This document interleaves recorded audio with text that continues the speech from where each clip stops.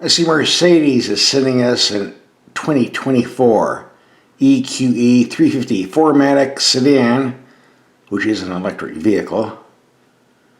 Let's see how much it costs. Good grief, look at that option list. It's longer than Howard Stern's nose.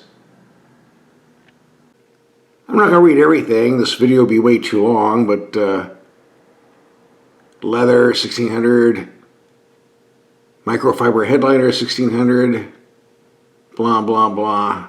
First aid kit, $35. You're really getting in your pocket, $35 for first aid kit on a $77,000 car. Rear axle steering, well, that's good. $1,100 for a head-up display. It's only $200 in a Kia. Come on. $160 for wheel locking bolts. Let's scroll down further.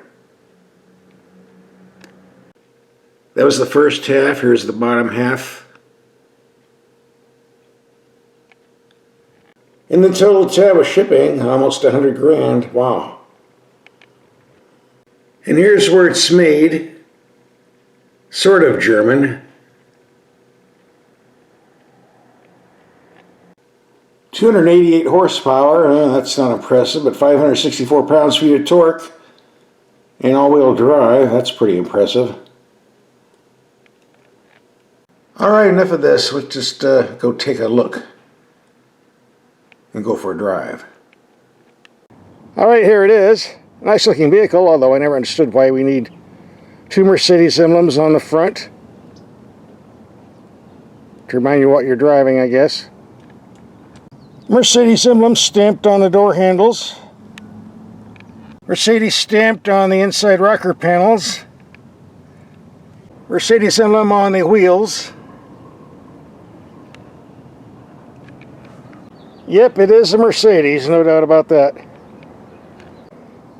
Nice looking wheels, and one of the things we do when we get a vehicle is check to see what brand of tires we're getting, because a lot of manufacturers are putting cheap garbage on to save money, but here we got Pirelli, so no complaints with that. And the second thing we do, check the trunk, see if there's a spare tire. Being an electric car, of course there isn't, just a cheesy tire repair kit. And a bunch of more gear with Mercedes emblems, Mercedes-Benz logos. Yeah, we get it, it's a Mercedes. And third thing we do is take the headlights on the dark side of the Perform. We already did that and did a video on YouTube. If you didn't see that, we'll have a link for that video at the end of this performance video, so you're not missing anything. So standing back, here's another look.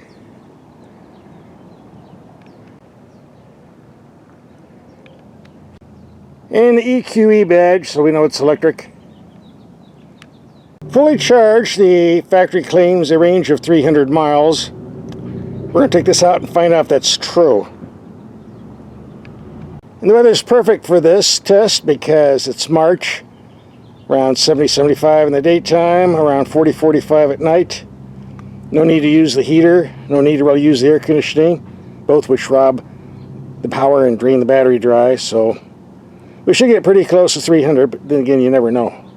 We'll find out soon enough. Let's take a look at the cabin. Quality materials, workmanship first class, as you would expect. Glove box, not much room in there. This car looks big on the outside, but it's kind of cramped on the inside. More like a C-class. Doesn't really bother me because it allows all the controls to be closer to me. But if you like a vehicle with lots of room, or you're extremely tall, you might find this not your liking, so go down to the dealer and sit in it and see what you think. You have lots of useful information on the info screen. Here it shows we have 75% of juice left.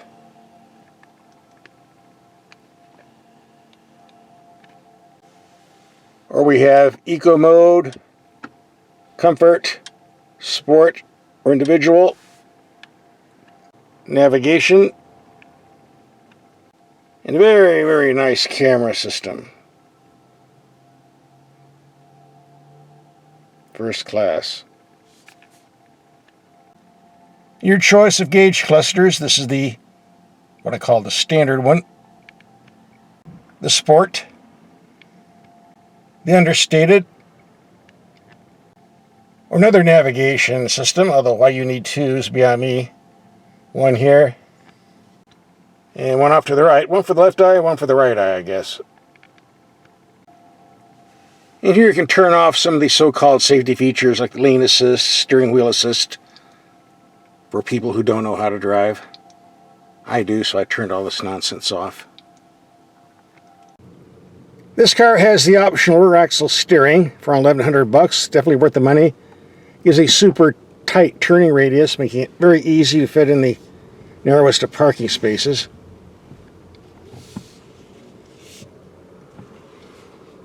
Definitely worth the extra dough. Even though I'm not a fan of electric steering, Mercedes did a pretty good job on this. Decent feel of feedback. Got some nasty potholes coming up here. Does a pretty good job of sucking them up. Well, this car isn't much on horsepower. It has gobs and gobs of torque, 0 to 60 in just over 5 seconds. Doesn't feel underpowered.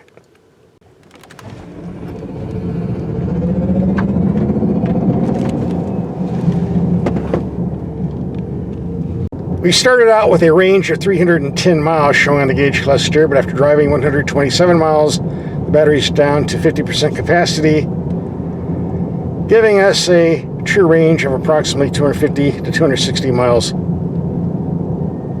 Hey, it is what it is. Let's take this out for a little drive in the country.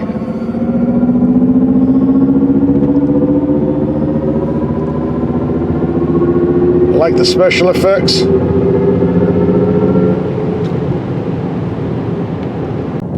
With its massive torque output, this vehicle does a fantastic job of going uphill, not affected by the strain at all. That's the good news. The bad news is when you're going uphill on roads like this, it eats up your battery range around 3 times quicker than normal, so we won't be going very far.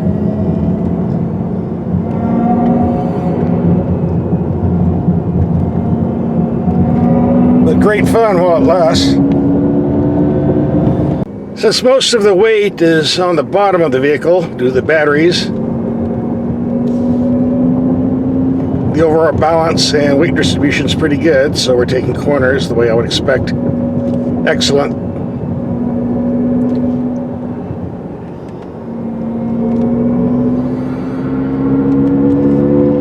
Nice brakes too. And pretty decent steering if you have it in the sport mode. When you accelerate, everything turns red. Guess that means danger.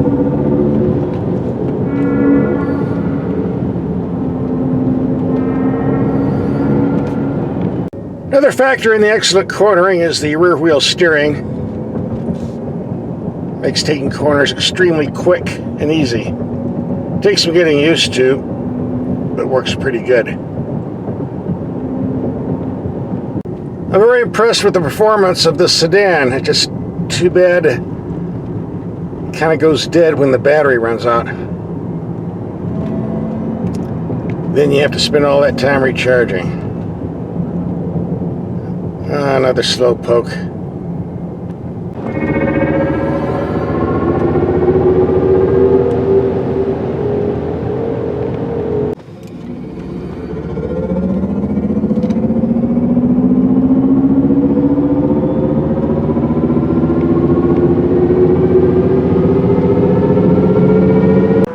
So the Benz needs charging, got an out-of-town trip, and of course, 1 hour waiting list.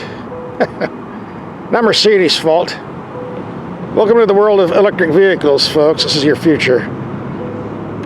Yep, doesn't matter if you're driving a Mercedes or a Kia or whatever, you gotta wait in line like everybody else. The world of electric vehicles again. Here's another problem with EVs. It takes 20 to 30 minutes to charge to 80%. They don't tell you it takes another 20-30 minutes to go from 80% to 100%. So you're looking like about an hour instead of half an hour if you want that full 100% charge. Now we charge the vehicle. We're looking at a highway trip of 125 miles too. And of course, a return trip of 125 miles for 250 total.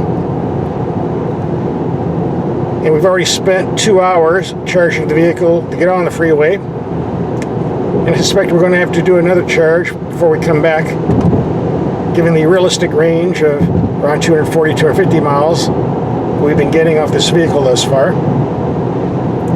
So stay tuned. On a more positive note, this vehicle is a real dream to drive on the freeway. Very smooth, very quiet, great driving position. Makes some cool sounds when you step on the accelerator if you program it for the sound mode. Bit of thumping from the big tires, but nothing serious. Yes, this is a great long-distance vehicle until you run out of juice.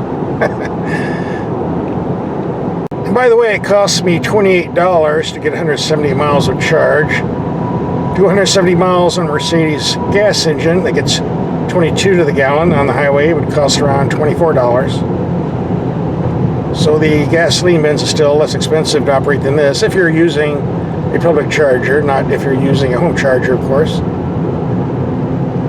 Just a little bit of info for you if you're trying to make a decision between the electric bins or the gasoline bins.